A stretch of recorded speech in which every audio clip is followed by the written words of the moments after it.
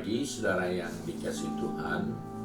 Kita jumpa lagi dalam Renungan Pagi GPD Bethesda Makassar. Pagi ini saya akan baca dari buku Kolose pasal 3 ayat pertama yang berkata sebagai berikut. Karena itu, jika kamu dibangkitkan bersama dengan Kristus, carilah perkara yang di atas, di mana Kristus ada, duduk di sebelah kanan Allah. Kita bersyukur kepada Tuhan karena Rasul Paulus dalam ilhaman Roh Allah mengingatkan kepada jemaat di Kolose bahwa kalau mereka paham bahwa mereka sudah ada dalam peristiwa kebangkitan dengan Kristus, maka mereka adalah orang-orang yang sudah harus berubah, yaitu mereka orang-orang yang fokusnya tidak lagi seperti waktu Kristus belum bangkit. Di sini mengingatkan kepada kita bahwa hidup dalam identitas baru itu seringkali dilupakan oleh banyak orang percaya. Dia tetap selalu dengan cara berpikir, pola hidup seperti Kristus yang tidak bangkit. Hal inilah yang membuat kita tidak berubah dari hari ke hari karena kita tetap terpola dengan Kristus yang belum bangkit, karena kita tidak mengenakan identitas baru kita sebagai orang percaya.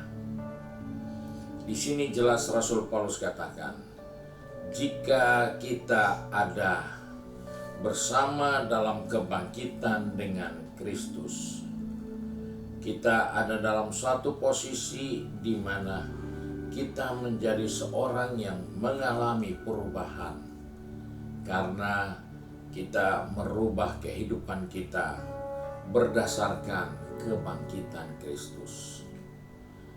Hal ini penting untuk selalu diperhatikan, karena merubah kebiasaan yang lama itu susah, dan perubahan itu hanya bisa dilihat ketika kita fokus kepada perkara-perkara yang di atas. Karena dia katakan tadi, karena jika kamu dibangkitkan bersama dengan Kristus, carilah perkara yang di atas, di mana Yesus duduk di sebelah kanan Allah. Dia duduk sebagai orang yang telah berhasil mencapai suatu kemenangan yang luar biasa. Sehingga dengan ketika pikiran kita terarah ke atas, maka nilai-nilai surgawi, nilai-nilai kemenangan, nilai-nilai keberhasilan akan kita transfer ke dalam diri kita. Karena kemenangan yang diraih oleh Yesus adalah kemenangan yang lebih dari semua kemenangan yang pernah ada di bawah kolong langit ini. Dia mengalahkan maut dan tidak ada kematian lagi yang bisa menguasai tubuh kebangkitan itu.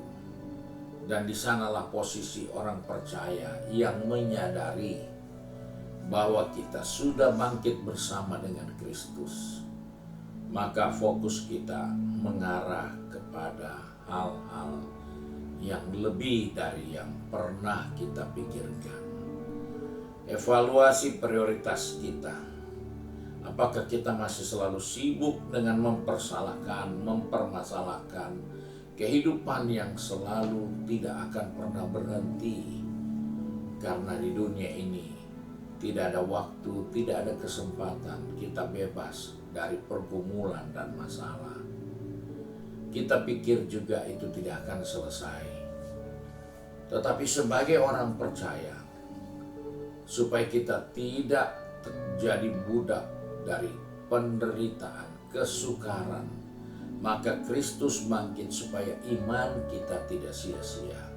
Supaya kita bisa fokus kepada apa yang lebih tinggi dari yang biasa kita pikirkan. Membangun kehidupan rohani yang jauh lebih baik Mulailah membiasakan diri berdoa terlebih dahulu. Mulailah membiasakan diri untuk memikirkan perkara-perkara ilahi lebih banyak dari sekedar memikirkan persoalan-persoalan yang kita miliki. Karena secara terus terang bahwa setiap hari kita hanya pikir masalah. Bangun tidur memikirkan urusan kantor, urusan pekerjaan, urusan bisnis. Dan pikiran yang ada di kepala kita tidak pernah memikirkan perkara yang di atas. Seringkali kita berpikir, pikiran kita lebih cukup dan lebih mampu untuk menyelesaikan masalah. Tapi Tuhan yang menciptakan kita, Dia tahu kapan Dia akan berbuat sesuatu jika kita fokus kepada Dia. Dan itulah yang diingatkan kepada kita. Hidup berpadan dengan kebangkitan Kristus.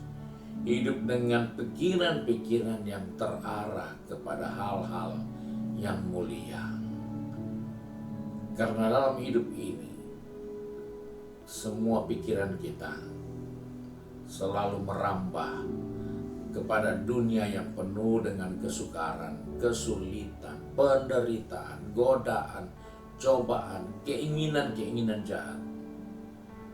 Dan saatnya ketika kita menyadari Kristus sudah bangkit, maka orang percaya fokusnya harus berubah.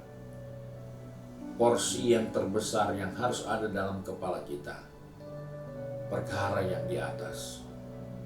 Karena itulah yang menjanjikan hari demi hari dengan pertolongan dan kekuatan Tuhan. Dan inilah bagian kita sebagai orang percaya yang hidup di zaman akhir ini. Kuasa kebangkitan itulah yang selalu dicari dan diperhatikan oleh Paulus. Bahwa kuasa kebangkitan itu mengerjakan sesuatu yang luar biasa bagi kehidupannya. Biarlah ini juga menjadi bagian kita semua, karena kita menyadari Kristus bangkit bukan untuk menyelamatkan dirinya. Dia bangkit untuk orang-orang percaya. Dia bangkit supaya iman kita tidak sia-sia. Dia bangkit supaya keyakinan kita itu tidak punah. Inilah yang diingatkan kepada kita. Kiranya Tuhan Yesus menolong kita untuk melangkah lebih jauh sesuai dengan kebangkitan yang dialami oleh Yesus Kristus.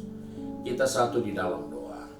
Kembali kami datang kepada Bapa di surga dengan mengucap syukur, karena di pagi hari yang baru ini Tuhan ingatkan kepada kami bahwa kami telah memperoleh suatu kekuatan baru melalui kebangkitan Kristus. Dan oleh sebab itu kami harus merubah sikap kami harus merubah fokus kami, bahwa kami harus lebih konsentrasi kepada hal-hal yang di atas, hal-hal rohani, hal-hal yang mulia. Karena kami sadar sudah cukup lama, sejak kami kecil menjadi pemuda dan menjadi dewasa, pikiran kami selalu hanya terpola dengan hal-hal yang rutinitas, yang selalu memberi kekecewaan, memberi kelemahan, memberi beban. Dan pagi ini melalui kebangkitan Kristus, firman Tuhan mengingatkan kepada kami sudah dibangkitkan bersama dengan Kristus. Kami harus merubah pola pikir kami, fokus kami. Sebab itu Tuhan tolong anak-anak-Mu yang sudah pergi bekerja, berbisnis, studi, maupun sudah sibuk dengan pengabdian di tempat pekerjaan mereka. Kau pegang tangan mereka, atur langkah kaki mereka, agar mereka bangun kehidupan kerohanian yang didasarkan atas kebangkitan Kristus. Terima kasih Bapa untuk kemenangan, untuk janji pertolongan. Ketika kami menyadari kami sudah dibangkitkan bersama Kristus. Kami bersyukur dan berdoa di dalam berkat nama Tuhan Yesus Kristus. Haleluya. Amin. Puji Tuhan. Tuhan Yesus memberkati kita dan selamat pagi.